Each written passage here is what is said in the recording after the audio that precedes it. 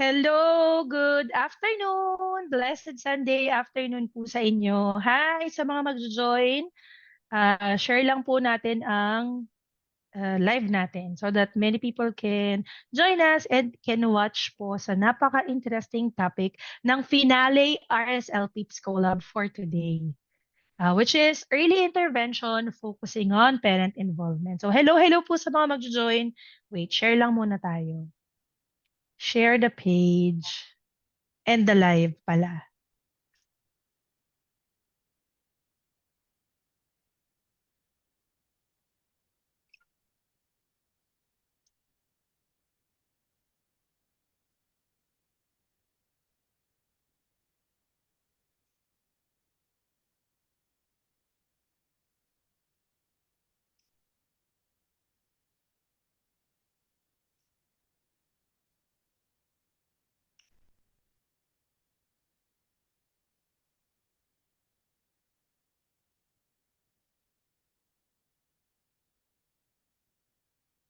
Hello po sa mga nagjo-join sa atin. You can comment po your questions or your location kung saan po kayo nanonood right now. And share to your groups.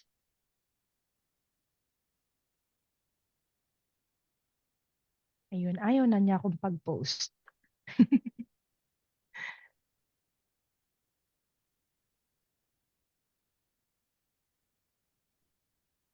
Ayan, may 5 na tayong kasama. Hello po. And share ko na pala yung screen ko.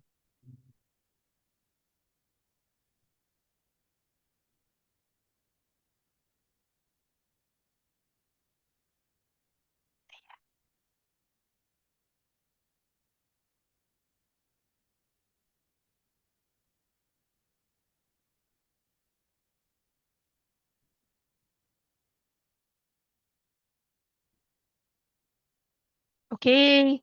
Ayan po, para po sa mga naghahanap ng mga iba pang webinars, previous webinars, matatagpuan niyo po yan sa YouTube channel na Miss Joy SP. So across all social media, I have the same handle po or same name, Miss Joy SP, para mas madali niyo po sa TikTok, sa IG, sa YouTube. Yan. Hi teacher, go OT, go! Thanks for joining us. Hello po. Please share in your groups, in your Facebook timeline. Yan, para maraming makapanood. So, i-congratulate muna po natin ang 130 minted SLP board passers na soon to be will be registered speech language pathologists after they do the oath-taking ceremonies and file for their PRC ID. So, congratulations sa lahat and even sa um, PRB SLP, which is yung board members po ng SLP under PRC, sila Honorable Mesa Dicon, Honorable Weng Inyon, and Honorable JP Santuele. Thank you po sa kanila kasi sila talaga yung alam niyo yun, for the success of it. Mula sa preparation, sa mismong exam, and then dun sa pag-share po ng results. So, congratulations din sa top top performing schools natin, ang UP Manila at Cebu Doctors. They got 100 passing rate. And then, nandyan din po yung USTN De La Salle. So, congratulations sa lahat. Meron tayong maaasahang 130 new SLPs na cater ng services sa ating mga Filipino kababayan. And, ayan po, for other services, ito po yung ino-offer ko. I have free webinars and ganitong mga FB live events sa social media. Well, social media kasi sa Facebook lang ako nagla-live pa. Meron nga palang TikTok live din and Instagram live and iba. Pero di lang po ako nagla-live. And all of the live events are posted yun nga po, sa YouTube page ko. So you can check it out there. And ayan, within today po, at the end actually, pipili po tayo ng isang mapapasama sa free online screening slot natin sa December po. So hope you can join us. You can comment and ask questions. Ayan. So at the end, announce po natin yan. And then may dalawa pa po tayong pipiliin sa next 2 Sundays, sa 23 and sa 30 na FB Live event din natin sa mga sasali at mag-join po sa atin. Ayan, for today, I'm so excited sa topic natin sa finale RSL Peeps Collab with Ma'am Susie. So, hintayin lang natin yung ating mga kasama pa na mag-join. Siguro mga at bandang 5:15, ayan. Sa mga nag-join na po, pwede po kayong mapasama doon sa mabibigyan ng free screening slot by joining until the end and commenting or asking a question or participating and staying at the end po. So, ayan, pipiliin natin sa end ng live episode na to, yung winner, yung first winner natin out of 6. Ayan. So, you can also comment kung taga saan po kayo. Well, sa comment section. We'll try to be interactive for today's session. So may mga questions po as our speaker will present the slides. Yan, may mga questions din po siya sa mga audience natin. So feel free to share your answers po. Yan. So, hintay muna tayo. I-announce ko lang while we're waiting na after today, yung next week naman po natin ay napaunlakan po tayo ni Japons or Juan Alfonso da Cumos. Kung kilala niyo po siya or nakita niyo po siya sa mga previous post, siya po yung graduate po from De La Salle na in the spectrum. So, maganda pong insight yung matututunan natin sa kanya sa next Sunday naman po. That will be in the same time, 5 p.m. via FB Live. And sa last Sunday naman po, our topic would be all about handwriting. So, Oti with Paula, ito po yung third installment niya because Paula shared with us 2 topics na. Yung first topic niya is about sensory feeding, sensory foundations to feeding skills. Nasa YouTube channel din po yan. So kung may kaka-repost ko lang din nun. And then yung second niya is all about sleeping. Yun yung naging topic niya. Nasa YouTube channel din po yun. So kung nagsastruggle po kayo doon, pwede nyo pong balikan yan. So, ayan. We got a few more minutes. Hello, hello po. I-share ko ulit sa mga, baka pwede na ako mag-post ngayon. Restrict ako ni Facebook na mag-post kanina. So, try natin ulit. Minsan pag maraming nire-repost, ayaw na niyang ipa-post ka. Ayun, ayaw na nga. Ayaw pa rin niya akong payagang mag-post.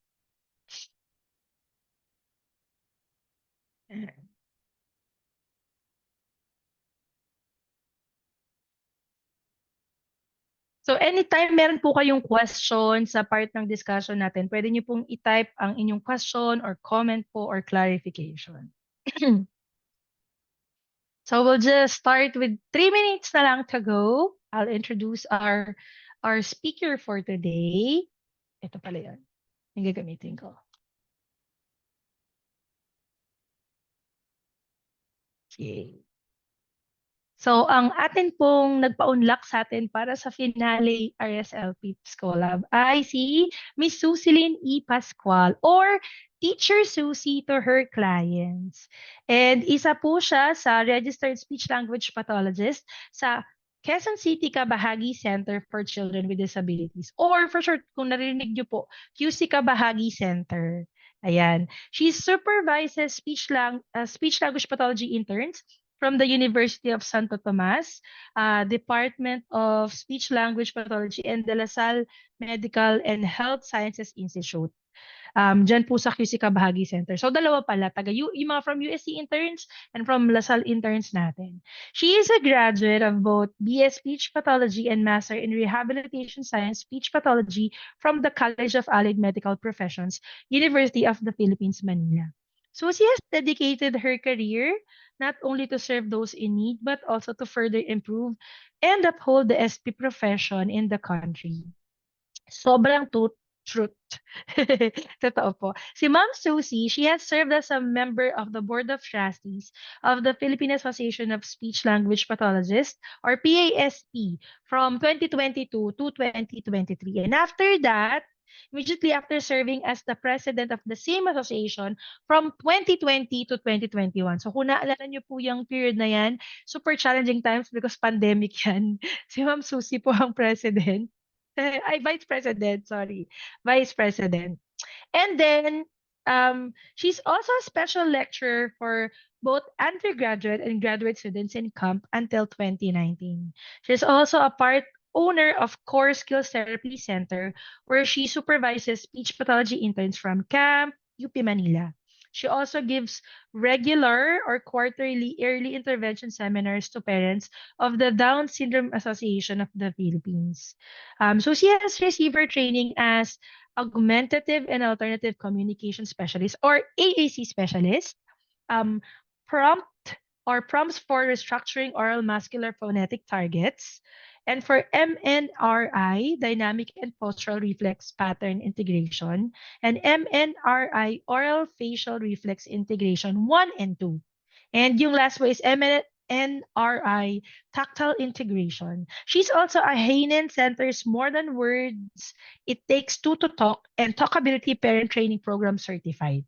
So please help me welcome our guest for today, our finale guest. Ma'am Susie, say hi to our audience po.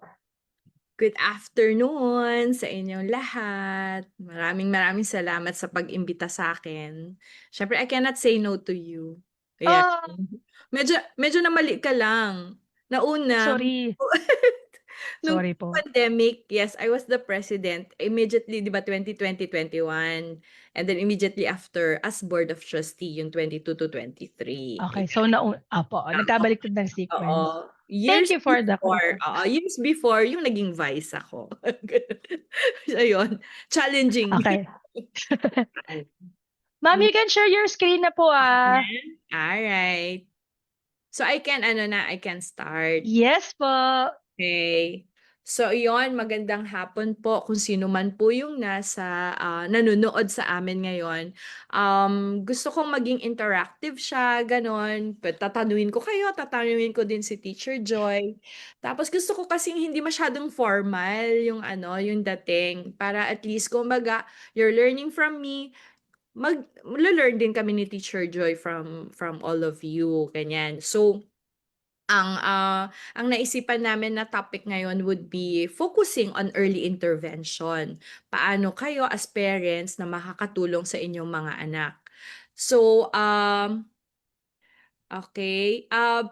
Hindi ko alam kung meron na pong, for example, nakakita or timing na nagbigay ako ng webinar sa DSAPI, yon sa Down Syndrome Association, or dun sa DevPed na webinar.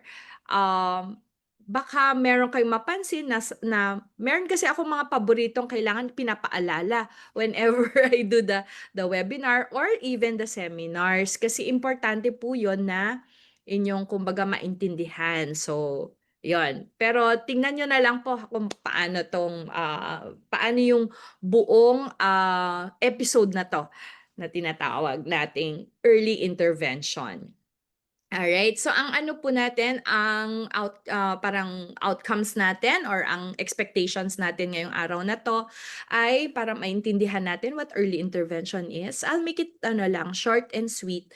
Tapos considerations to reflect on. So ano ba yung mga kailangan natin, mga importanteng bagay na malaman at maintindihan para mas magagamit nyo yung mga strategies later on na ipapakita ko to support your kids. Okay? So, bakit nga ba early intervention? Okay? Ito, usually, tinatawag namin na early intervention kasi gusto natin na maagapan kung ano man yung mga nakikinikinita natin or kumbaga meron tayong mga pagdududa na parang meron bang delay yung anak ko, ganyan, or bakit parang medyo kulang pa siya ng words or bakit kaya hindi siya nakikipag-usap sa akin, yung mga ganyan.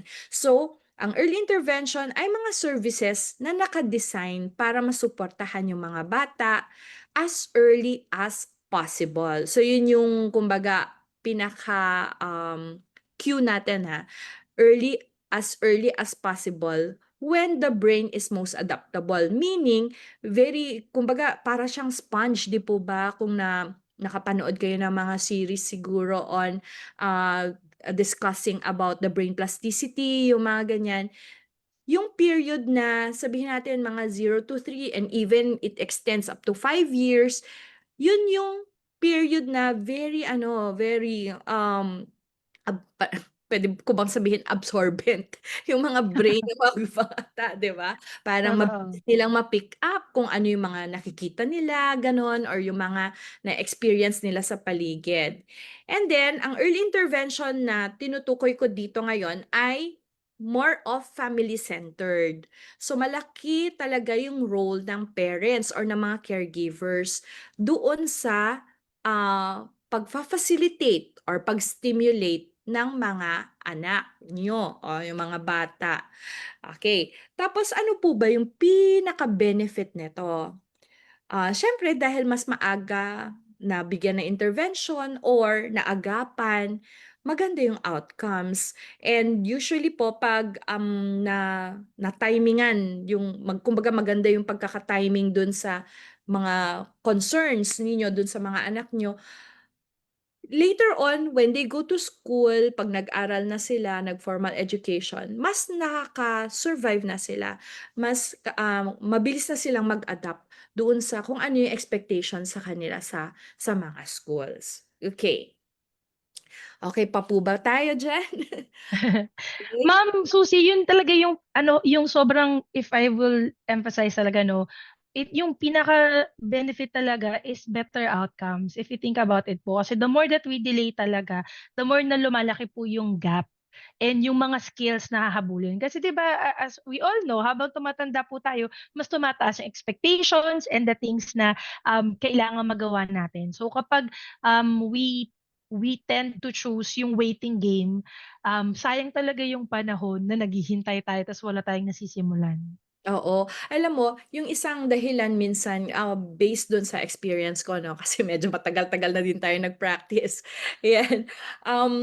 Some parents tend to wait because of the notion na parang for example, kung lalaki 'di ba, sabihin nila, mas delayed naman talaga Mhm. nagsasalita yung lalaki. Pero kung titignan kasi natin ngayon dahil ang dami naman ng, ways for our kids na kumbaga mabigyan ng stimulation, gano'n. Parang hindi na siya talagang matagal if ever man na kumbaga na-delay ng konti, pero parang sandali lang. Tapos minsan kasi 'pag nag-wait pa rin tayo as parents, kung iwe-wait pa rin natin na, sige 'pag ganito na lang, siguro 'pag nakapag 3 years old na siya, 'pag hindi pa talaga siya nagsasalita. Minsan mas mahirap mong i-unlearn kung yung bata ay meron na siyang mga habits na na kumbaga na-learn, na parang paulit-ulit na lang. For example, nahirapan siyang sabihin yung isang salita, tapos hindi siya nabibigyan ng support para mas mapalinaw or mas mapaayos kung paano niya sabihin yung salitang yon. Dahil naging habit na siya, 'pag darating yung time na gusto mo ng i-try to correct or i-try to give support, parang medyo mas mahihirapan na. Kasi nandun na, parang na-train na. For example, yung sarili niya na to respond sa ganitong paraan, kung ano yung naging habit na niya. So yun, minsan kasi na iniisip nila na parang yung bata magde-develop lang din on his or her own, 'di ba? Kaya meron ding waiting game. At saka yung iba kasi din, minsan parang may stigma kasi hanggang ngayon parang may stigma pa din, 'pag dinala yung isang bata sa therapist, sabihin natin, yun kahit sa speech therapist parang, "Ay nagpupunta siya dun kasi may problema siya." Parang ganun kaagad yung naiisip. Pero ngayon po, sa totoo lang marami ng mga magulang na yung very observant din dun sa mga skills ng mga anak nila na pag parang may nakita silang, ay parang medyo nalilate lang ng konti yung mga sounds na lumalabas, ganyan, or even yung pag-comprehend, ganyan, nagko-consult na sila kasi gusto nilang, kumbaga, maagapan kaagad yon, which is good. So, para sa kanila, better na may stimulation yon, at saka nakita din namin na yung mga bata, kahit wala namang diagnosis or wala naman talagang major concerns, pag nagpa-language stimulation sila, ang nangyayari, mas mabilis silang parang nag-excel pa nga sila actually sa class pagdating ng ano nila, ng grade school nila. Kasi na in a way, na target kung papaano mo ba talaga ifa-facilitate yung comprehension o yung processing ng bata. Yan. So, yun po. Sana ano, wag kayong mahiya, wag kayong mag-atubili pag meron na kayong mga nakikita kesa yun, sabi nga ni Teacher Joy kanina, instead of waiting game, ano na, mag-consult na tayo. Hindi naman Yeah, necessarily na yung tipong parang everyday yung therapy or weekly yung therapy. Pwede din naman na parang ano lang, home instructions, ganyan, or parang guidance lang on how you can go about facilitating the child's speech and language skills. Okay? correct. Maging Oo. proactive po tayo. Yes, kailangan natin maging proactive para at least mas mababawasan o yung pag-aalala, ganyan, at saka mas mabibigyan ng atensyon kaagad kung may kailangang bigyan ng atensyon at suporta. Yon. Pero paano ba natin, bakit ba minsan parang hindi, kumbaga, nahihirapan yung bata mag-comprehend? Kahit sabihin natin, kahit simpleng tanong lang, for example, yung mga ganyan, kahit sabihin mo 2 years old, na-i-expect natin na 'pag tinanong mo, "Asan yung bola mo? Asan yung dede mo? Asan yung food mo?" Ganyan, na kaya nila kaagad na mag-respond. Minsan nahihirapan sila, bakit ba? Bakit gano'n yung nangyayari? So, tingnan po natin ha. Favorite ko 'tong ano na 'to, diagram na pinapakita para lang mas maintindihan po ninyo kung gaano ka-complex ang language na tinatawag or language comprehension and expression. Okay. So, 'pag tinanong niyo yung isang bata, "Where's the ball?" or "Nasaan yung bola?" Minsan, yung bata kailangan ma-recognize niya ipaisa-isa yung word, or minsan aside from the word, pati yung mga sound na naririnig niya per word. Okay. And then 'pag naintindihan na niya, na-recognize na niya dahil familiar siya dun, iisipin niya ngayon, paano ba niya sasagutin? Paano niya kayo sasagutin? Dun sa pagsasagot naman niya, iisipin niya ano ano yung paraan para masagot niya kaya yung inyong tanong.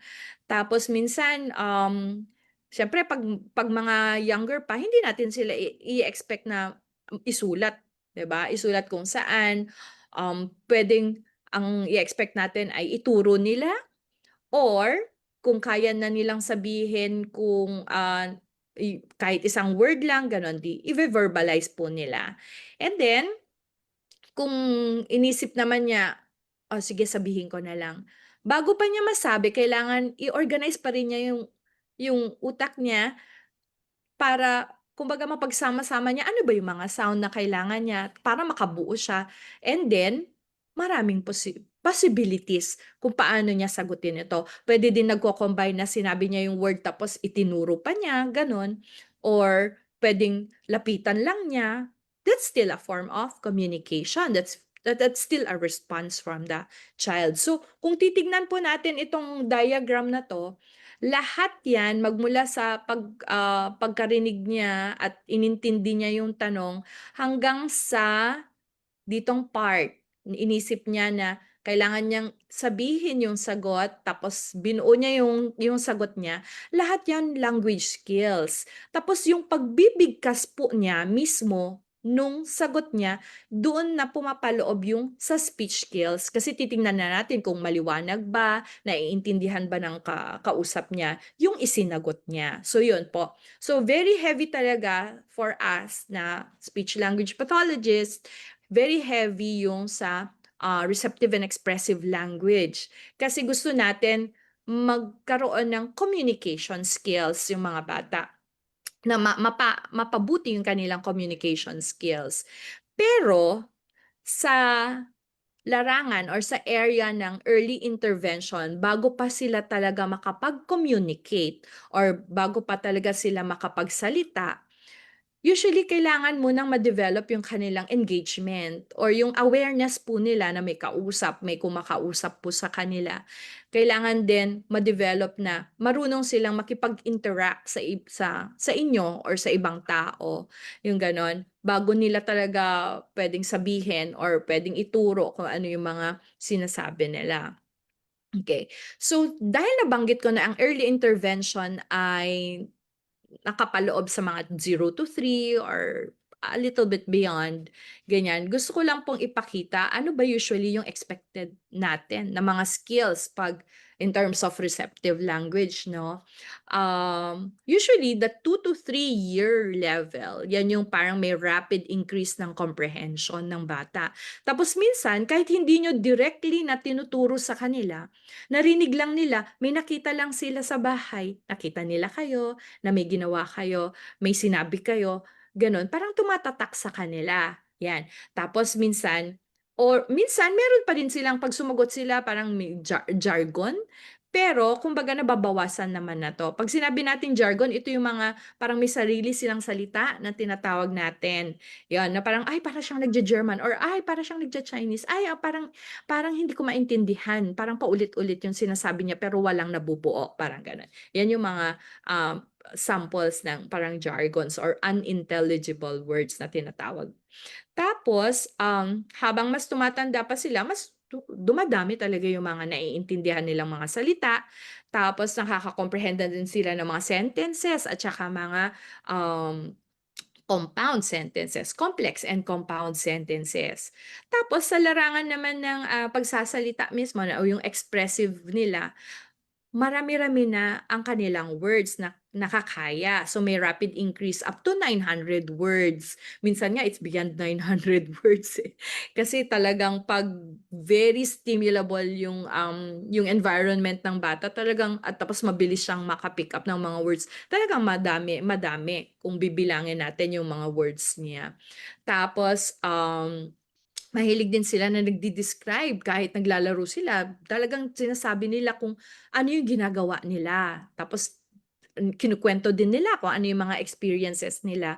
For example, nagpunta kayo sa party, nagpunta kayo sa isang birthday party, tapos nagkipaglaro yung bata. By the time na makauwi, tapos nag-enjoy siyang masyado, minsan 'pag tinanong niyo ano yung kinain niya, ano yung ginawa niya, maikukuwento niya kahit sabihin natin na parang paisa-isang salita, pero naire-relay nila yung kanilang experience.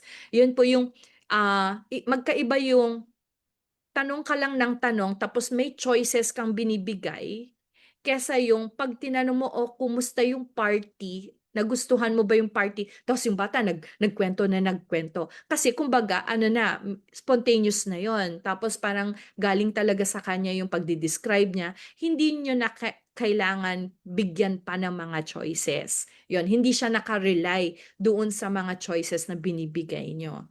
And then usually at this age din, marunong na siyang talagang mag-request, hindi yung basta-basta na lang maghahablot, ganyan. Talagang sinasabi niya ano yung mga needs niya, kung may mga specific nga siya may specific nga sila na gusto na nababanggit-banggit na rin nila dahil familiar na sa kanila yon. So, bakit nga ba importante na ma-develop natin yung speech and language skills at an early age? Kasi, yun nga, based dun sa mga napakita kong mga skills, they use that para ma-communicate nila sa atin yung mga pangangailangan nila, ano yung mga nararamdaman din nila, ganon. Tapos, kumbaga, mas naiintindihan nila kung ano yung mga nangyayari sa paligid nila.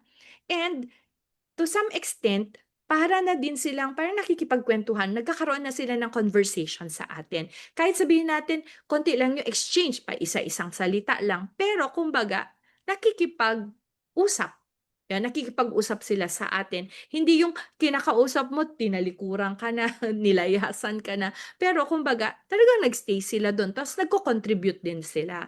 And then, these are, kumbaga, mga paunang skills na nade-develop and then ginagamit din nila itong mga skills na 'to later on 'pag mas pumasok na sila sa grade 1 ganyan, para makapag-isip, okay. Ito po yung tinatawag namin na they're using their language skills to learn academic language. So may transition po na gano'n. And then, of course, with that 'pag maganda yung kanilang, language skills, speech and language skills, ganyan, nakakatulong din ito para makapag-develop sila at makapag-maintain ng mga relationships or ng mga friendships sa school, 'yan. So, kung ito ay hindi pa masyadong develop, so kakailanganin din nila ng support, ano yung mga parang mapapansin natin sa mga bata na nangangailangan ng support naman. So ito yung sometimes kahit sinabi niyo, "Oh, asan ba yung hanapin mo nga yung isang bagay," ganyan, hindi pa nila mahanap, hindi nila maituro, hindi nila makuha. Nahihirapan din sila minsan 'pag kahit inutusan niyo ng simple lang na instructions, hindi nila magawa. Or minsan, may tinanong kayo sa kanila na information regarding dun sa kinain nila or dun sa nilaro nila, medyo hindi din sila na nakakasagot. So, minsan mapapansin din natin na parang limited yung verbal output. Ito yung minsan akala natin ay nabubulol siya. Pero yun pala, hindi siya sa nabubulol, kundi nahihirapan siyang mag-formulate ng isasagot niya. So, nangyayari parang barok siyang magsalita. Yung parang isa, isa, parang ganon. Siguro napapansin niyo po yun sa mga um, young kids pa 'no, yung mga nag-uumpisa pa lang na magsalita, nagta-try silang mag-combine. So ang nangyayari parang walang mga linking verbs, mga ganyan or wala yung mga additional natin na mga the, in between. Mostly ang naririnig lang natin sa kanila puwedeng yung main na action word or yung pangalan ng object, yung mga gano'n. So minsan meron naman po talagang parang period na gano'n kasi nagle-learn pa lang sila paano sila mag-combine. Pero kung ito ay 3 years old na yung bata or 2.5 na yung bata tapos gano'n pa rin siyang magsalita, medyo medyo mako-concern na po tayo. Hindi lang siya bulol, okay. Kasi 'pag sinabi natin anong difference niyan sa bulol, 'yan yung tipong parang sabihin natin may R na sound dun sa salita. Sabihin natin,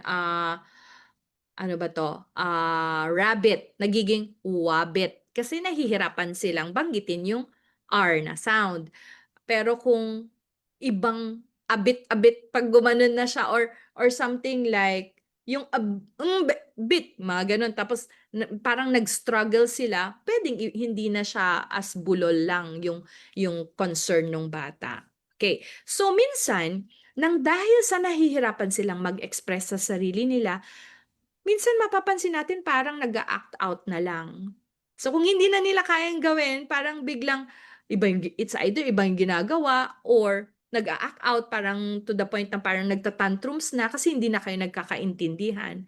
Sometimes hindi totally nagwi-withdraw na lang sila dun sa interaction or dun sa play. Hindi na lang sila makikipaglaro dun sa mga ibang bata. So ito yung mga napapansin natin 'pag sila ay nahihirapan pang mag-interact or mag-communicate sa atin. Sige po. Kung meron po sa audience natin na gustong mag-share na napapansin po ninyo, you can freely comment po kung ano yung mga napansin nyo or kung medyo even siguro sa mga pamangkin or sa mga students, 'di ba? Kung napapansin niyo po yung mga bagay na ito, para mas maging interactive po tayo. We'll try to read it out loud po. And hello po sa mga nag-join po sa atin. So ito pong medyo mag-stay lang tayo dito sa slide na to kasi ang ganda po nito.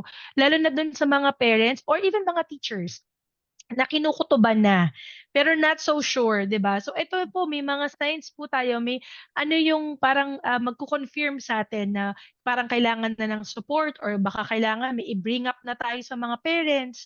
Kung teacher po tayo ta's napapansin na natin 'to sa school na may ganito na silang ginagawa, or kung tita tayo or tito, 'di ba, or puwede pong lolo or lola na napapansin niyo po yung mga apo niyo na ganito yung kinikilos. So ito po yung mga possible na papakita sa'tin ng signs na they may need support. Tama, 'yan. So, yung meron akong ano, kumbaga reflection questions, parang ganyan. 'Yan, Okay. So, paano kailangan isipin natin, so yung mga nanonood ngayon, 'yan, yung mga nasa ano, nakikinig, isipin niyo kung papaano ba nakikipag-communicate yung anak ninyo, okay. Yun yung isang step, para ma-determine mo, kailangan ko na bang humingi ng support sa isang therapist, ganyan, or, okey lang 'to, 'yan. So usually kasi kailangan tignan natin kumusta, ano ba yung mga gusto, ano yung mga paborito nilang ginagawa, ano yung mga ayaw nila. Tapos tingnan natin paano ba sila sa bahay, sila ba ay, mahilig gumalaw, yon. Tapos 'pag tinatawag niyo hindi sila nagre-respond sa inyo, ganyan. Or kailangan para malaman niyo kung ano yung mga preferences nila, ano yung mga gusto nila, kailangan pa nilang ipakita sa inyo, 'yon. Kasi hindi nila mai-gesture or puwedeng hindi nila maituro kaagad. Kailangan talagang kumuha sila ng actual na object, yung mga ganyan. Or, yung kumbaga parang sometimes parang helpless sila na, ay hindi na lang nila babawiin na lang nila kasi hindi na nila ma-express sa inyo. So, 'yun. So, kailangan obserbahan natin.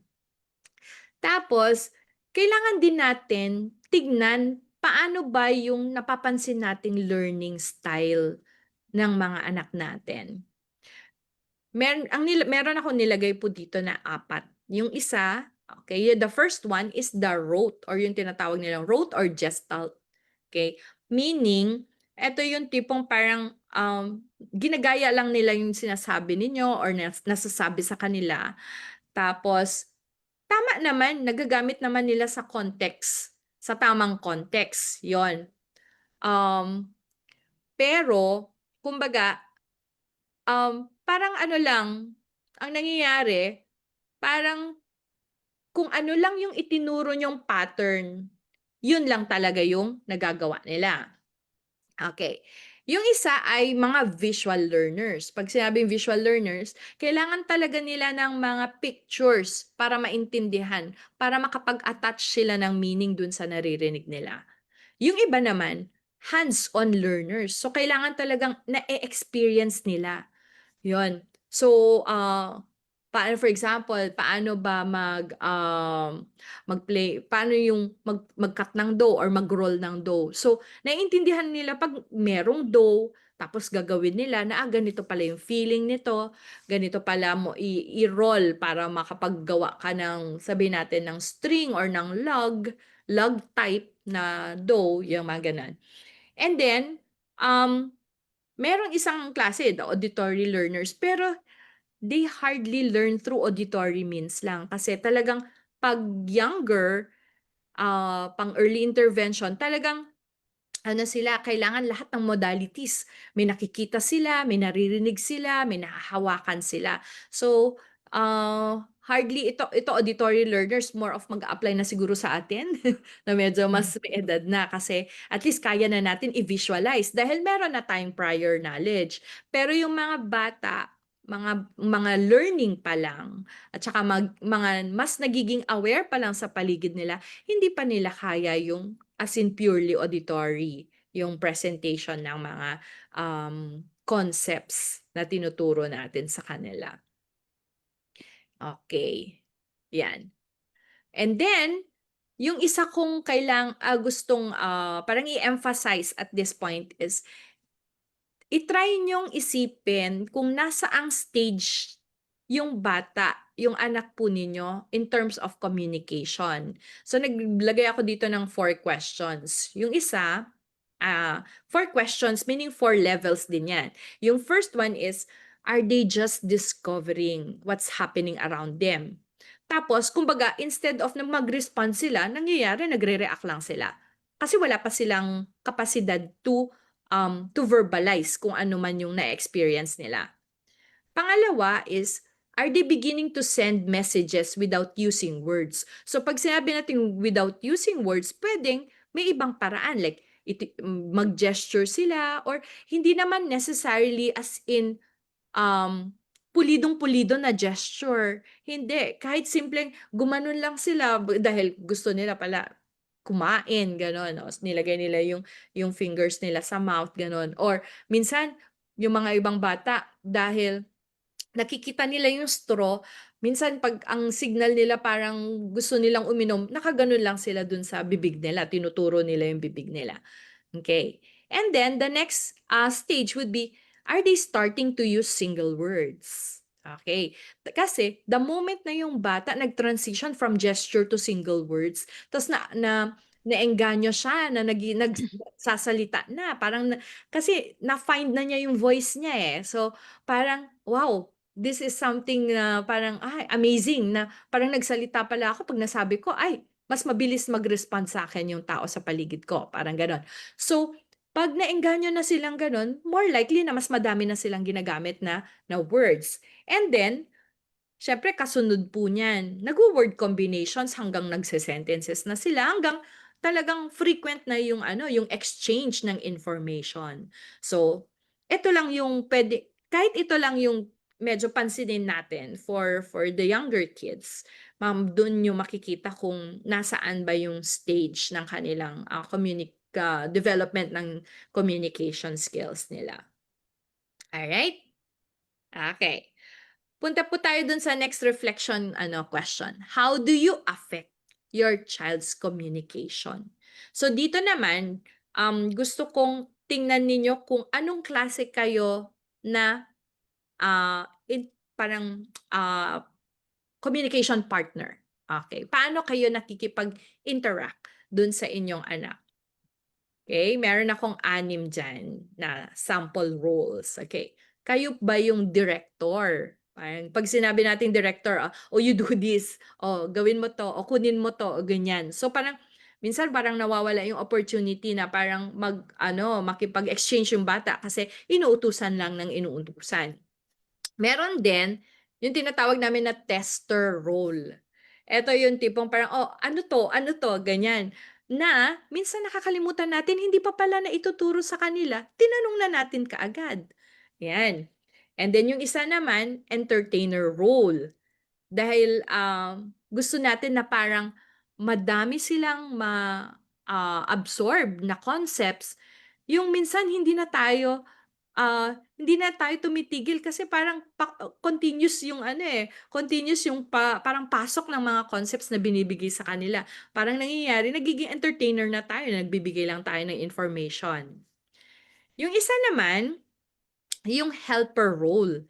Ito yung instead of hayaan natin, bigyan natin sila ng time para ma-discover nila sa sarili nila paano gagawin yung isang bagay or paano matapos yung isang bagay. Dahil nagmamadali tayo, minsan "Okay, do you need help? Oh, I'll help you with that one." Ganyan. So, naghe-help kayo palagi. Yung isa naman, the mover role. Dahil ayaw niyong mapatagal or dahil meron kayong schedule, gusto niyo kaagad parang makapag-move siya to one activity to another. So minsan parang hindi pa niya natatapos or kumbaga dina-digest pa lang niya yung isang pinapagawa sa kanya, magmo-move na kayo to the next. So hindi masyadong na-integrate or hindi niya masyadong naintindihan kung ano yung pinapagawa. Or kayo ba ay watcher? Are you taking the watcher role? Ito naman yung, sige tingnan ko nga kung anong gagawin niya, kaya ba niya 'to, kaya ba niya 'yan. Ta's you just allow the kid to discover something on his or her own, okay? Ito yung mga, the different roles here that, I'm talking about is something that I got from one of my trainings. Ayan, yung sa Hanen ano, parent training. Um, Ito daw usually yung mga parang rules na ginagampanan ng mga magulang. So, ang gusto kong mas, kumbaga, i-focus natin ay yung pagiging tuned in parent natin. So, pag sinabi natin tuned in, kumbaga, nagbibigay kayo ng time na mag-initiate yung bata, ganyan. Yung, kumbaga, magta-trial and error, ganyan. Yung hindi natin kaagad-agad iso-solve para sa kanila kasi 'di ba gusto natin na parang nadi-discover din nila on their own. Kasi kung titignan po natin, the 0 to 3 years old, yan yung very peak of development kung saan nagta-trial and error yung bata. Tapos kung nagawa niya ng tama, then yun yung uulitin niya. Tapos 'pag pinair niyo pa ng parang praise, 'pag praise niyo na, "Ay, very good yung ganyan, yung ginawa mo ganito." Mas nagkakaroon ng likelihood na gagawin niya, uulitin niya 'yon. Nare-reinforce po siya. Oo, nare-reinforce yung gawain na 'yon. Kaya mas kumbaga, mas ginagawa niya, mas gagawin niya yung, activity na 'yon or yung, prosesong 'yon. Okey. Ma'am, gusto ko lang banggitin dito sa part na 'to, 'tong mga sinabi mo na role 'no, kung makakapag-reflect yung mga audience natin, yun nga, whether they're teachers or whether, um, Parent. relatives, tita, parents, lolo, lola, 'di ba?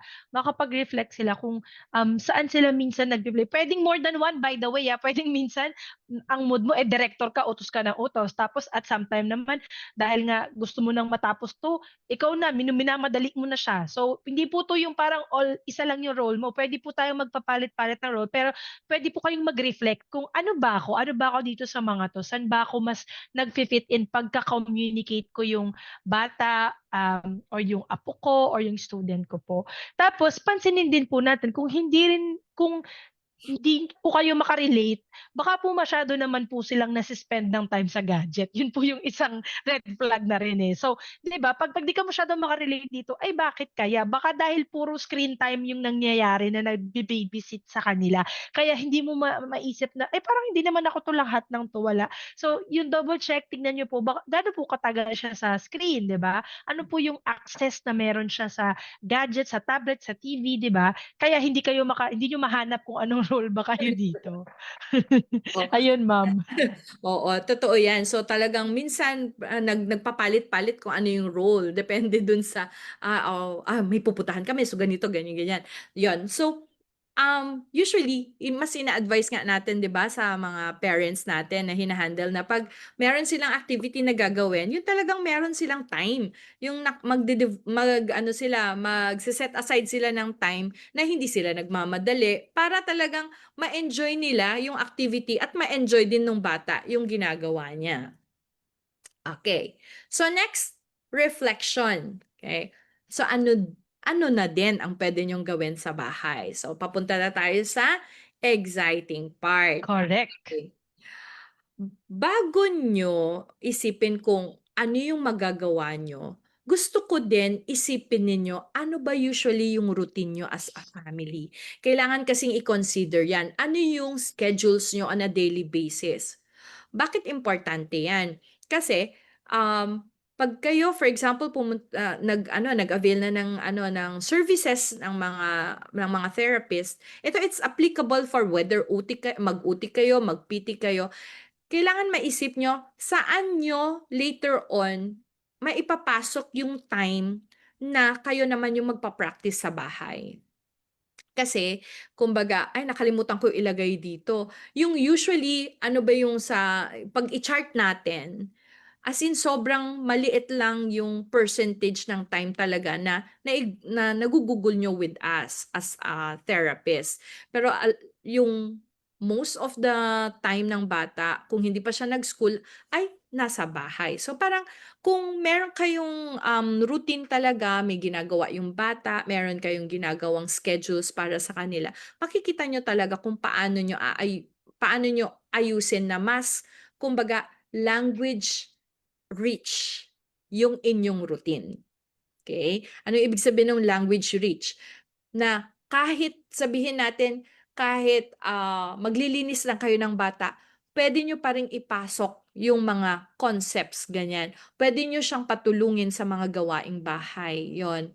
Except na lang kung ano, may nap time. Kung may nap time Oo. in the morning and nap time in the afternoon, gawin niyo 'yan, 'yon. Pero kung yung mga waking moments ng bata, instead of hayaan lang natin na nagga-gadget or manonood ng TV, meron pa rin tayong magagawa na isasama natin siya doon sa mga gawain.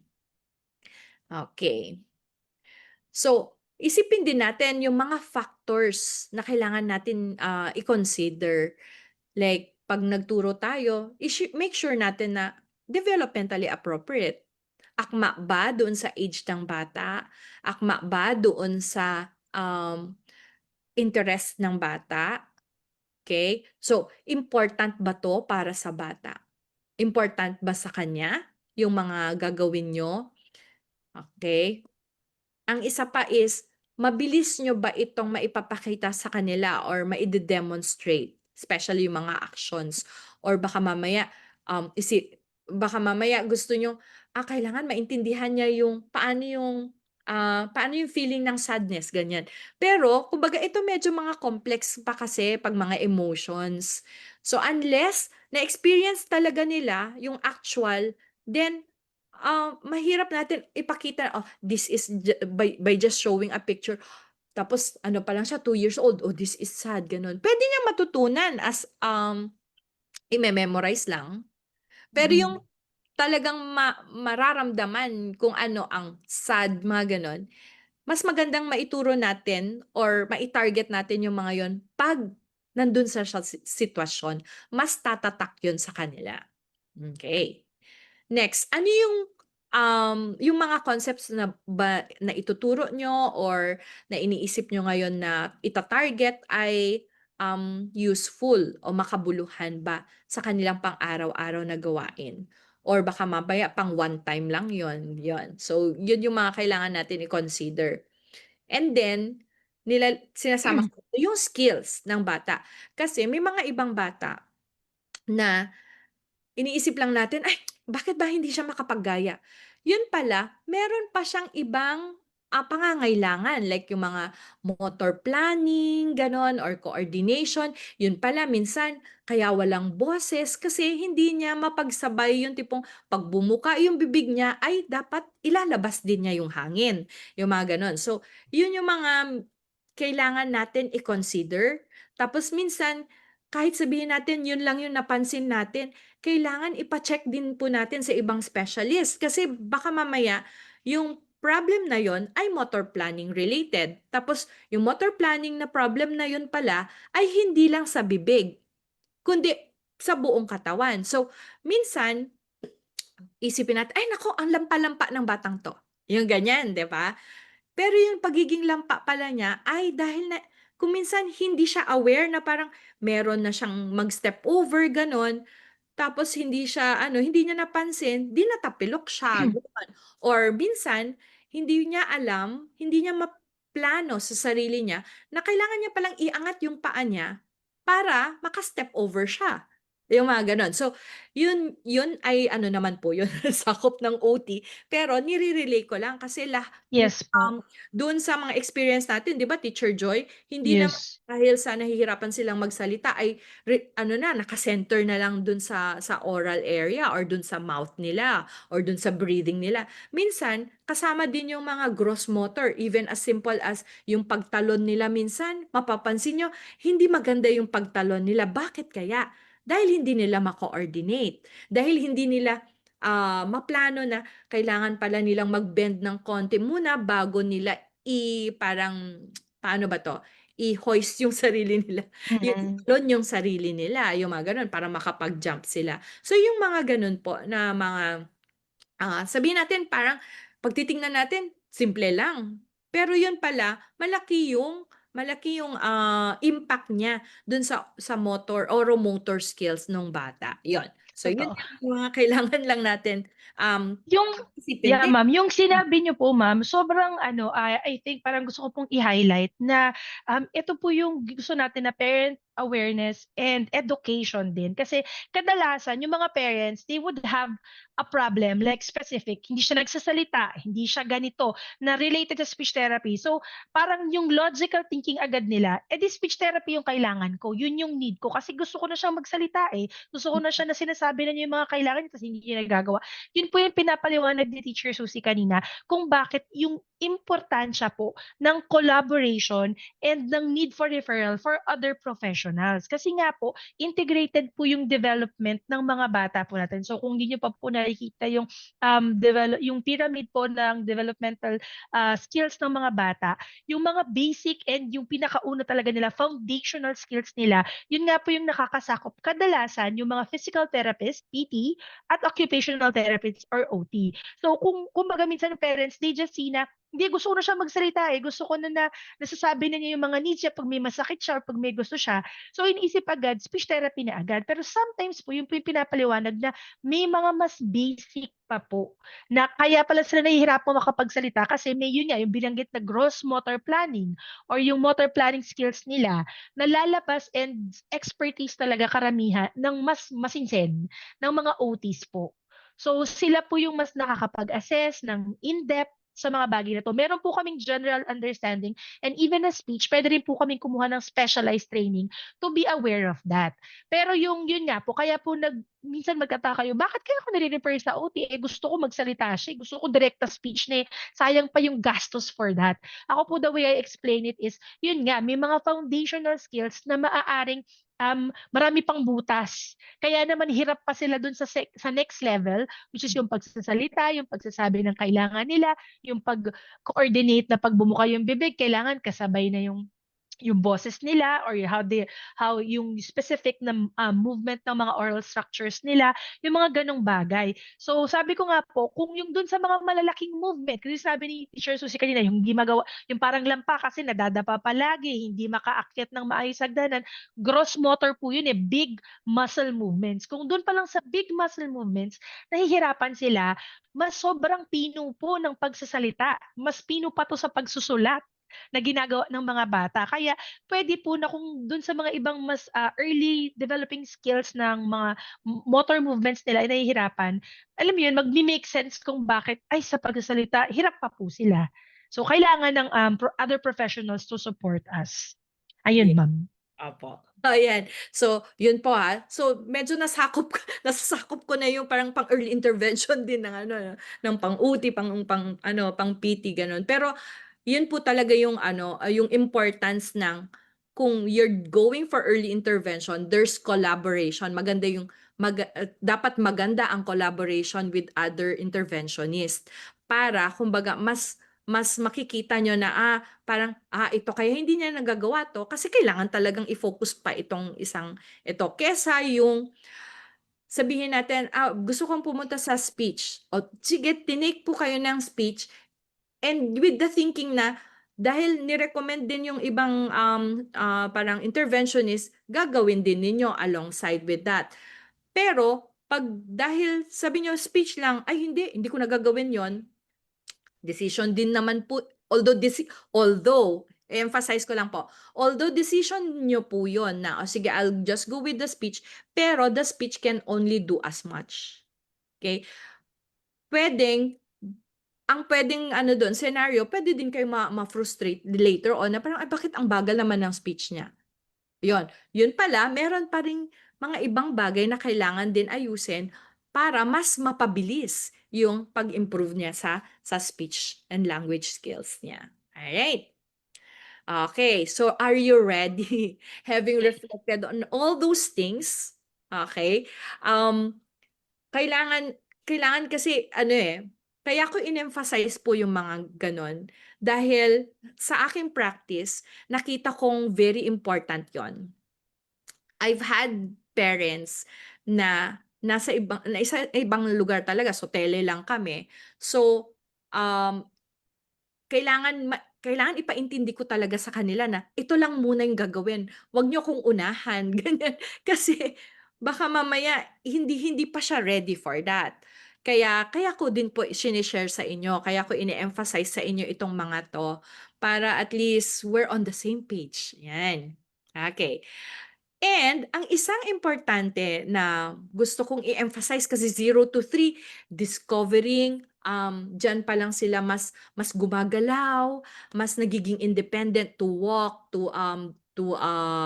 parang to practice or to do some things. Parang ano, nagto-trial and error sila. Gusto ko ngayong isipin niyo, paano kayo nakikipaglaro sa inyong mga anak. Bakit importante 'yan? Kasi yan yung kumbaga main occupation ng mga bata na at the early intervention stage. For them kasi, very relaxing lang yon that they're playing, they're learning through play, or they're enjoying what they're playing with while at the same time they are learning. So it's fun for them. Hindi nila nafi-feel na napo-pressure sila na tipong nagfa-flashcards lang kayo. Kasi pag magfa-flashcards lang po tayo kaagad, yung bata malamang ano, tatalikuran kayo or iisnabin po kayo. Kasi na-try na din po namin yun eh. Kasi on our end as therapist, gusto din po namin, minsan gusto din namin makita kung yung mga nababasa ba namin sa mga research, ganyan, ay tama ba? Is this working? Or this one, sabi ng research na to, hindi talaga nag-work masyado. So minsan, tinatry namin para makita din namin, para at least kung na-experience namin, di ba, di ba pag ganun po, kumbaga, mas may authority kami masabi na, tama nga. The research said this, so tama nga na wag na nating gamitin to, yung gano'n, or wag na muna nating gawin to. Yan. So, the research says that the children would more likely engage sa inyo. Mas magpa-participate sila kung naglalaro kayo. So, ito kasi, kumbaga, kumbaga you allow them na mag-experiment. For example, even yung as simple as paglalaro ng mga blocks, 'di ba? Parang magpatong-patong kayong gano'n. Tapos kung nahulog siya, ano usually ginagawa natin? Uh-oh, 'di ba? Nagko-comment tayo, uh-oh, let's do it again, let's try again, try again, yung gano'n. So, by encouraging them, kumbaga mas na-eengganyo sila o na-encourage sila na mag-experiment or gagawin ulit yung pinapagawa nyo. At least hindi nila nafi-feel na, ay, nag-fail ako. Kasi instead of saying, "Ay, don't do that, that's wrong," ganyan, mas ini-encourage natin sila. Okay? So yun po yung yun yung importansya bakit 'pag nakikita niyo siguro yung mga therapist niyo, isipin niyo, bakit naglalaro lang naman sila? Pero naglalaro sila na pinapasok nila yung mga itinuturong mga konsepto, ganyan, or yung mga skills, even as simple as requesting, yung mga gano'n, doon sa play na yon. Okay.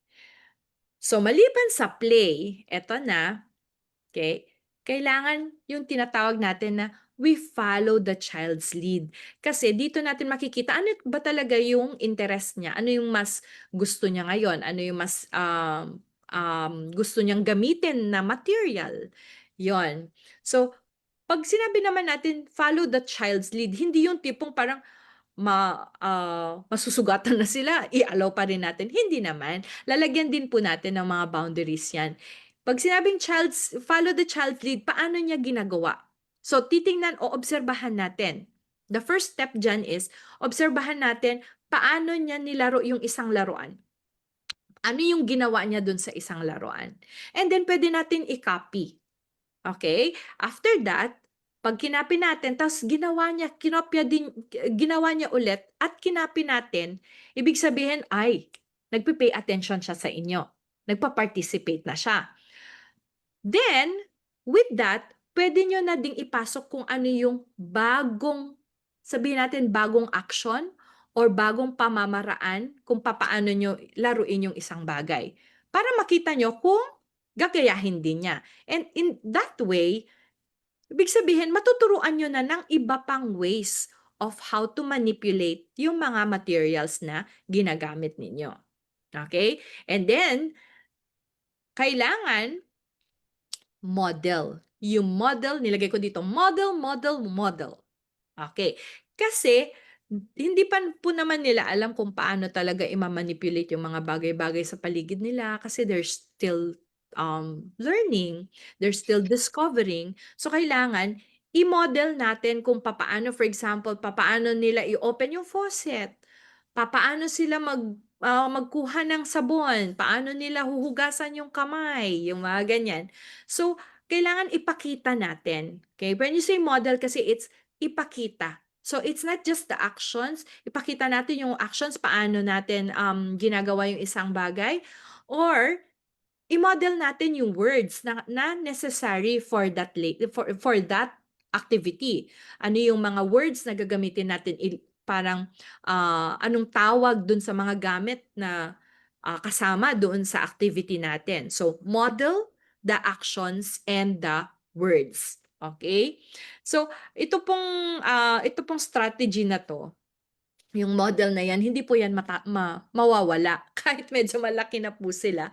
Pag may Mhm. something new, 'di ba, Teacher Joy? Pag may something new Yes. concept, kailangan hindi niyo naman i-expect kaagad na alam nila. What if hindi sila familiar with that or hindi pa sila na-expose to that? So, kailangan i-model, ipakita niyo kung paano ang gamit ng mga bagay na yon. Okay, next strategy would be to incorporate songs and books. Siguro mapapansin nyo, bakit yung mga ibang bata, palagi gusto nilang pinapakinggan yung isang song, yung ganon. Bakit pa ulit-ulit na lang, hindi pa siya nagsasawa? Kasi hindi pa naman sila nasa-saturate dun sa naririnig nila na mga songs. At saka nag enjoy sila.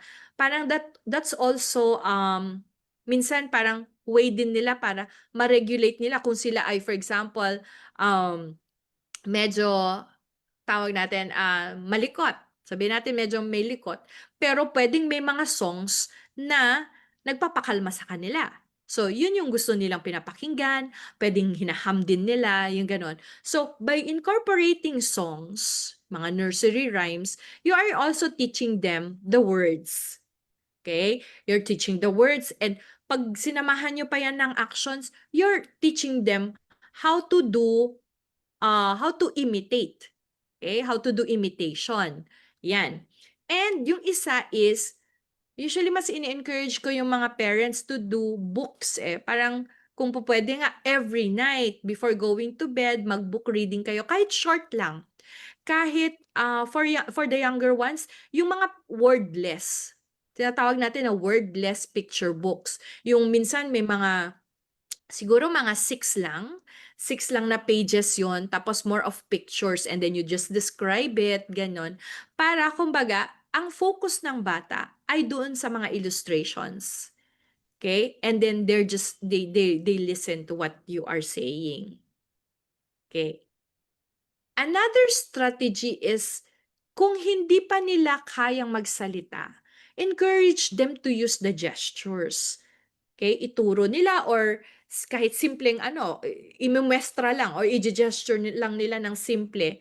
Kung ano, for example, gusto nilang magpa-help. Help, help, yung mga ganun. Please, please, please help me. Or gusto nilang humingi, kumakain kayo, ayaw niyong bigyan, gano'n. At least man lang makapag-gesture sila ng give, gano'n. Very powerful yung mga yan, kahit sabihin po natin na gestures lang.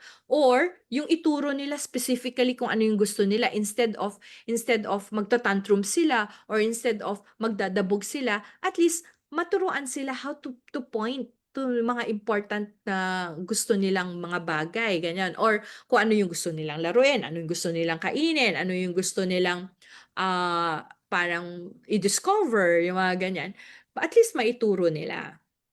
Okay. And pag yung bata medyo nagsasalita, may pa isa-isa ng words, gano'n, tapos medyo nagta-try na siya, nag-a-attempt na mag-combine, then you have to expand. Okay? Keep on expanding.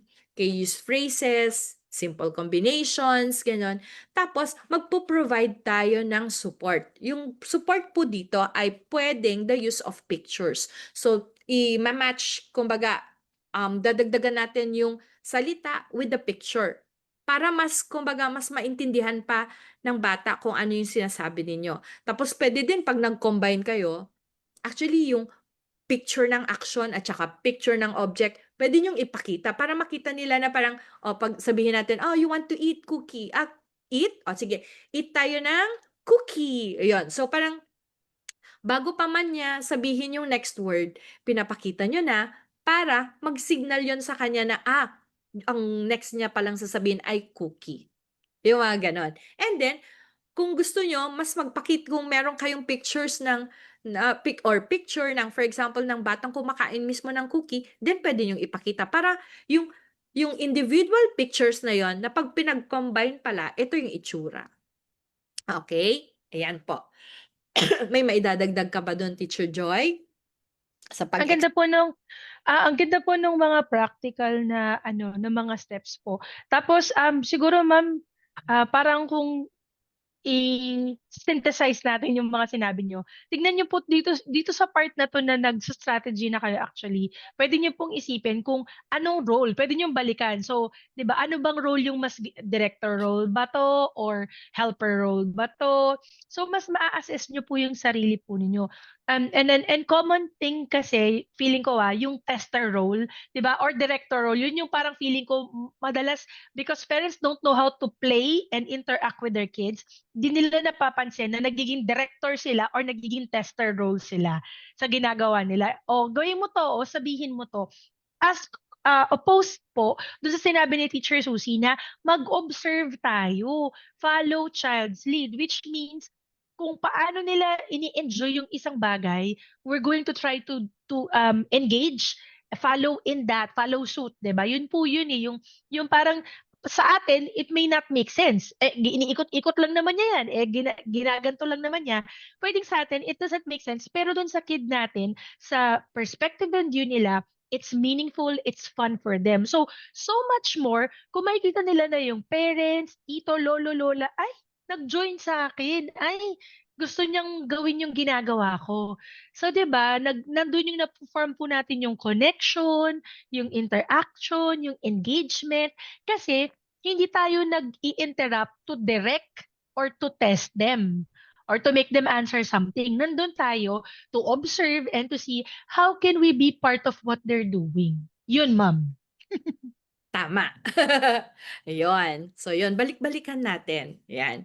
At saka puwede niyo din balik-balikan 'to later on, yung video mo yata nasa ano, 'di ba, Yes, nasa YouTube po ito, puwede YouTube. niyo pong balikan. 'Yan, para kasi baka ma-overwhelm din po kayo. I tried as much as possible na parang i-ano, tawag nito, kaya pictures, mostly pictures yung nilalagay ko para visual 'di ba, yung mostly visual learners tayo. So, parang 'pag nakita Mhm. ninyo, ito parang ito will signal yun na, ito tungkol sa ganito 'to, tungkol sa ganyan 'yan.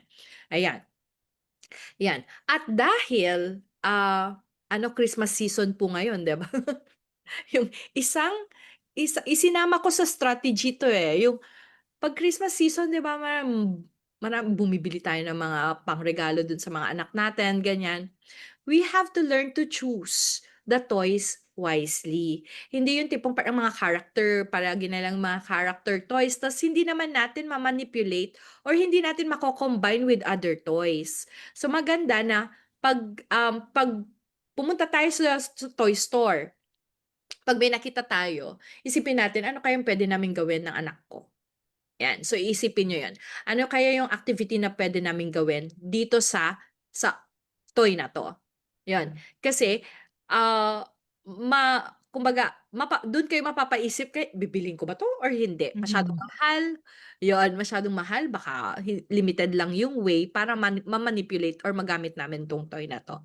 Then you can look for more educational, toys na nasa paligid, ganyan. So, nagpakita lang po ako dito ng sample na mga pang-early intervention. Patok na patok po 'tong mga 'to.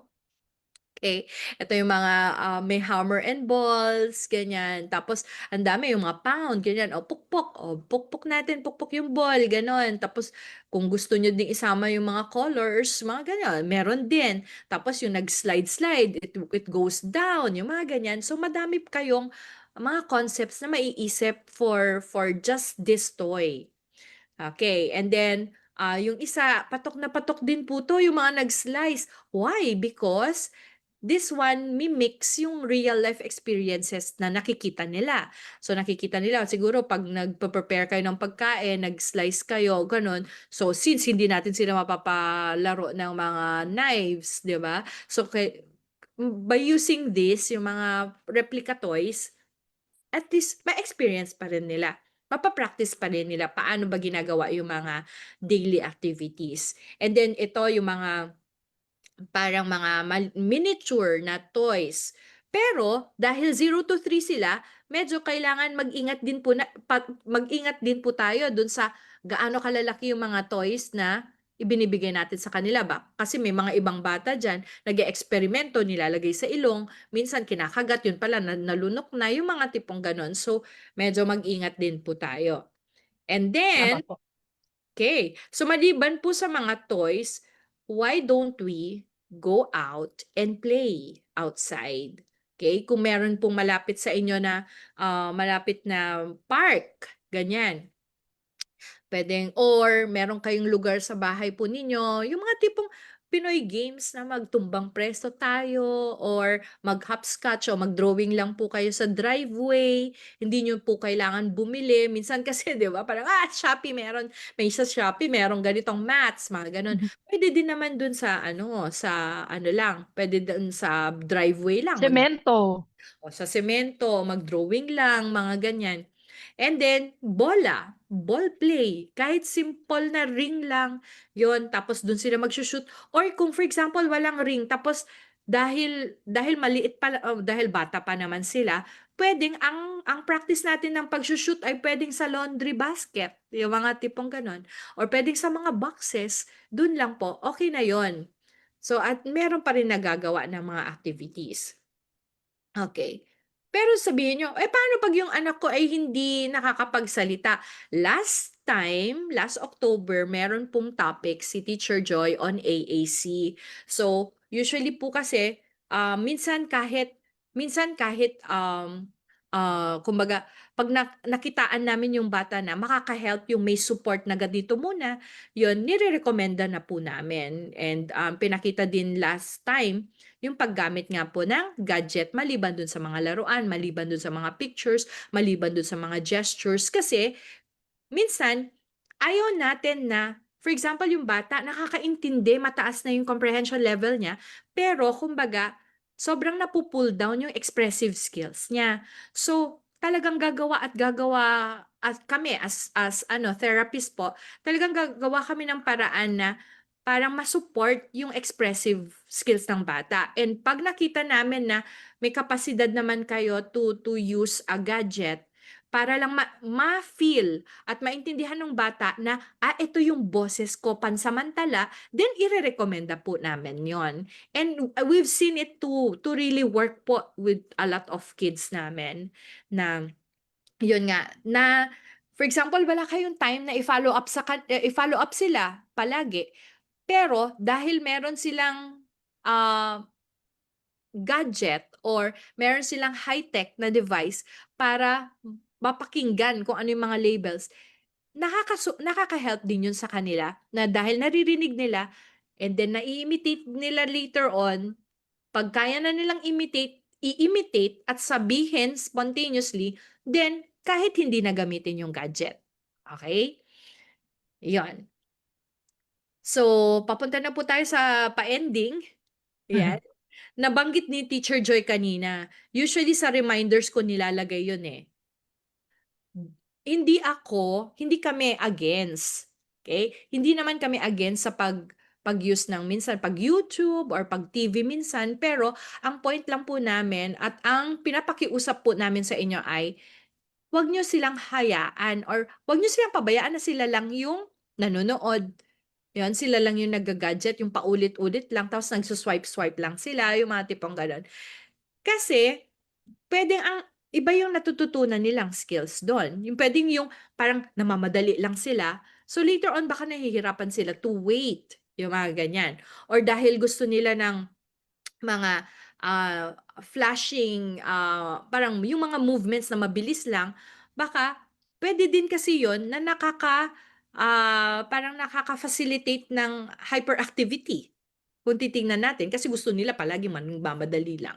So puwedeng ang ano nun, anong implikasyon nun later on, puwedeng may mga ma-miss out sila dun sa mga pinapagawa sa kanila. Kahit isang konting bagay lang, ma-miss out nila pero yung konting bagay na yon would matter doon sa buong outcome ng mga pinapagawa sa kanila. Okay? And this is also applicable po dun sa mga nag-aaral na, mga school age, ganyan. Okay. And then, ang isa ko pang reminder is, kailangan involve yung buong family. Hindi yung isa lang, parang meron lang nakatalaga na siya lang yung nagfa-facilitate. Dapat lahat tayo para matuto siya paano siya makipag-communicate sa lahat ng miyembro ng pamilya. Okay? Yan. And lastly, 'di ba nabanggit ko po kanina na kailangan na ipine-praise din natin sila, 'di ba? Na parang i-acknowledge natin yung kanilang mga progress kahit konti lang, 'yan. Masabihan natin sila ng very good, pero 'wag natin silang gawing dependent sa ating mga praises or sa ating mga, pagsabi ng very good. Kasi baka mamaya hindi na sila gagawa kung hindi mo na very good. Okay. Basta ang importante is, sabi ng slide kong 'to, it shouldn't matter how slowly a child learns, for as long as we are encouraging them not to stop. Very powerful yung ano na 'to, yung tawag dito, yung, saying na 'to. Kasi, it only shows that we appreciate that progress is not quick. It may take time. Sa iba-ibang bata, iba-iba yung, rate ng progress nila. Ang importante dun is we encourage them to continue and not to stop and not to give up, yung gano'n. So ayan po, that's it. Thank you Thank for you! listening. Thank you, Teacher Susie. And kung meron po kayong questions sa chat box, pwede nyo pong i-type. We are going to entertain questions at this part po. Yan, si Mami Catherine nagko-comment siya kanina, nag-reflect siya dun sa mga tanong nyo. Sabi niya nga dun sa isang reply niya, aminado daw siya na the helper role daw siya. Diba? Magandang ano po, meron tayong mami na from Davao City pa, from Pampanga, from Malabon. Thank you so much po for joining and super appreciate po na you're sharing para mas marami pong makapanood. And yun nga po, mababalikan niyo po yung mga previous episodes po natin sa YouTube channel na Miss Joy SP. Sobrang informative daw ng webinar today. Thank you, Mami Catherine. Tapos yung nakakatuwa nga, even if 0 to 3 yung age, marami ka pa rin matutunan kahit yung anak mo ay 4 years old or 8 years old or 7 years old. Marami ka pa rin pwede na i-adjust mo sa kung paano ka nakikipag-interact, paano ka nakikipag-engage sa anak mo or nakikipaglaro, 'di ba? Sa ano development nila. Pwede kang mas maging tuned in parent, Yes. na mas maging kabahagi ka dun sa growth and development talaga nila. So, ang dami pong learning, lalo na po yung reminder ni Teacher Susie about sa gadget nga po. Yun po yung kaibahan po kasi pag tinatawag nating nagiging babysitter yung gadget, which means bahala sila. Bibigay mo talaga on their own tapos scroll sila doon or what. Yung pinaliwanag ni Teacher Susie na maaaring na-encourage or hindi natin napapansin na nare-reinforce po sa kanila yung early habits na gano'n. Ano yung mga early habits na yun? Yung ano, 'pag di ko na gusto 'to, swipe ko lang. Ayoko na 'yan. Naka-ano lang ako, 5 seconds lang ako, di ko na bet, move ko na 'yan. So ang dali at their fingertips, gano'n lang magpalit. So sa totoong buhay hindi po gano'n, 'di ba? Kasi kailangan matuto tayo na ma-bore tayo. Kahit ako yung yung youngest ko, madalas siya, "It's so boring." Alam mo yung lagi ko pong pangkontra, "It's okay to be bored. That is part Yes. of life." Kasi yun yung comment palagi, "It's so boring. This is so boring." Lahat ng kailangan ng waiting, yun ang isa bukang bibig niya. "It's so Oo. boring here. I'm so bored." So lagi ko sinasabi pang counter ko dun, "It's okay to be bored. That's part." Kasi nga hindi mo po maalis na the more na nagkakaroon sila ng access. Tas yun nga, lahat 'pag ayaw ko na, i-mo-move ko lang, 'di ba? So sila yung nagkokontrol. So Oo. na-e-empower sila to thinking na 'pag ayaw ko na 'to, 'pag hindi ko na gusto yung dito, palitan niyo 'to, gumawa Why? tayo ng something, 'di ba? Oo. 'Di ba? Gumawa tayo ng something, pabilisin niyo 'to kasi ayoko nang maghintay ng gan'to katagal sa paghihintay sa pagpila or sa pagsakay, 'di ba? Yung mga gano'ng bagay naki-carry on po nila sa real life setting na Correct. ang hirap. Kaya nagkakaroon ng meltdown, tantrums, kasi iniisip nila, bakit naman yung ano doon gaganunin ko lang mawawala na siya, eh. Bakit hindi puwede sa totoong buhay na i-fast forward niyo 'tong paghihintay ko na 'to na 2 hours or 3 hours, 'di ba? Hindi po natin napapansin na sine-set-up natin sila to failure kasi nga gano'n yung habit na nafo-form sa kanila by, babysitter gadget na Oo. na-e-expose sila na at their fingertips kaya kong baguhin 'yan kasi ayoko na 'yan, eh. Gano'n lang kabilis. So hindi natin napapansin na yung brain nila, yung development ng brain nila nagiging gano'n din sa totoong buhay. Nagiging gano'n na rin yung thinking nila kaya sobra talagang umiiksi yung attention span, yung waiting span nila, frustration tolerance nila, kasi nga gano'n yung mas madalas 'pag na-e-expose natin sila na gadget ang nagbe-babysit sa kanila. Oo. So Tapos ang ano dun, idagdag ko lang 'di ba, yun sa mga pag-swipe-swipe 'di ba, minsan sasabihin nila, pero naman meron din namang mga activities dun na parang mina-match gano'n using the finger." Pero tandaan niyo po 'to ha, kasi nakita na namin sa mga clients namin or sa mga kids na nag-school, dahil nasanay sila sa mga pa-swipe-swipe na lang, ang swipe mabilis lang 'yan. So the moment na meron na silang paper pen task, hindi nila magawa na nagagalit na sila kaagad. Kasi for one, kumbaga mababa na yung frustration tolerance nila. Pangalawa, yung mismong motor skills, fine motor skills nila na hindi, alam mo yung parang kulang na lang mahulog yung pencil kasi hindi sila marunong mag-grip dahil hindi nila na-practice yun. So, the more pa yung ano nila, yung frustration nila, pag nagsusulat na sila, kahit isang page lang, yung bata nagta-tantrums na kasi hindi nila matagalan. Which is, kung yung bata nasanay na naglalaro, nagma-manipulate, yung tipong mga, sabihin natin yung mga may knobs, ganyan, or yung mga iniikot-ikot, ganyan, or even as simple as siguro yung mga clips, yon. Pag ikumpara niyo yung batang hindi marunong gumawa nun, doon sa marunong gumawa nun, mas makikita niyo talaga na mas nakakaya nila gawin yung mga writing tasks. 'Di ba, Teacher Joy? So napansin na natin 'yan with, other ano, other kids, 'yan. Okay. So yun, mga mommies, kailangan isipin din natin yung mga yon. Yan. Naglalaro ng mga Play-Doh, very important din yon kasi kumbaga nakakapag-form sila using their fingers. They're using their fingers and not just for swiping. Yan. Okay? Totoo po. Tsaka yung emphasis ko talaga mama na sinabi niyo nga po na 0 to 3 yung early intervention po natin and yung focus natin sa mga pamilyang may, kids na 0 to 3 of age. Tapos yung gusto ko pong i-highlight is, ano mag-reflect tayo gaano kadalas sila nagkakaroon ng exposure sa gadget watching and use. Kasi alam mo yung ang pangit man pakinggan but the reality is mas bata talaga nagkakaroon na sila ng chance na manood as early as months old pa lang minsan or 1 year old o wala pang 2 years old, nagga-gadget na, marunong na silang manood, marunong na sila, tumatahan lang sila or makikita mo na tumatahimik lang sila 'pag naharapan mo ng gadget or may pinapanooran.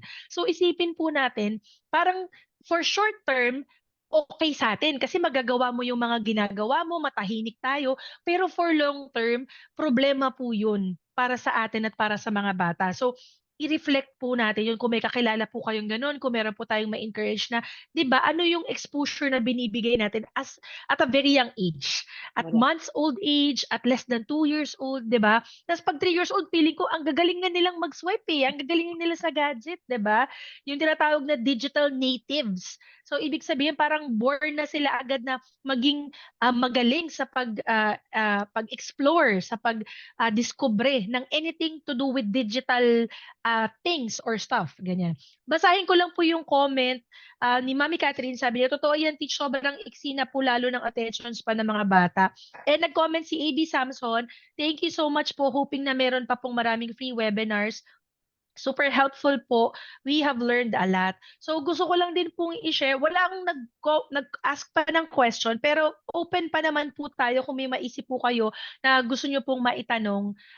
So yun nga pong nasabi ko, lahat po ng mga previous episodes po na webinars na ganitong type and format ay matatagpuan nyo po sa Miss Joy SP YouTube channel. So, balikan nyo po doon, mag-subscribe po kayo doon sa YouTube channel ko. As on your own free time po, mapapanood nyo po lahat. So, lahat po ng mga segments, lahat po ng mga nagawa ko po from when I started in January 2024. Yan, yung kanina, ito yung mga slides kanina. So, nire-share ko lang para doon sa mga kaka-join lang sa atin at hindi pa ito nakikita. We have 130 new SLPs who will become registered and be able to serve us. So, nagpapasalamat tayo sa mga nakapasa at sa lahat ng mga involved, lalo na po yung PRB SLP. So, yung team po na naghanda para sa board exam na ito, hanggang sa pagtitake na ng exam, hanggang sa pagtatapos po at pag-share po ng results po. So, eto po, we congratulate everyone that partook in this event po. And then, yun nga po, ito yung mga services that I provide. And sabi ko nga po, i-announce ko po at the end of this episode sa lahat po ng mga nag-join sa atin. So, ipopost ko din po siya. So, gusto ko pong i-congratulate si Miss, nag-comment siya, Miss Jalalin Lauban Balalang. Ipopost ko po siya later. Na taga Davao, nag-join po siya.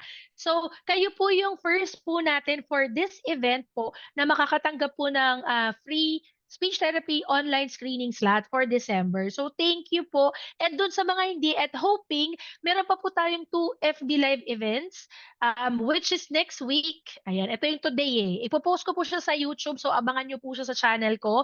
Ito po yung next week natin. Samahan nyo po kami sa para matutunan po natin yung mga ituturo sa atin ng first adult autistic guest po for our platform po, si Japons po. So same time po, FB Live next week.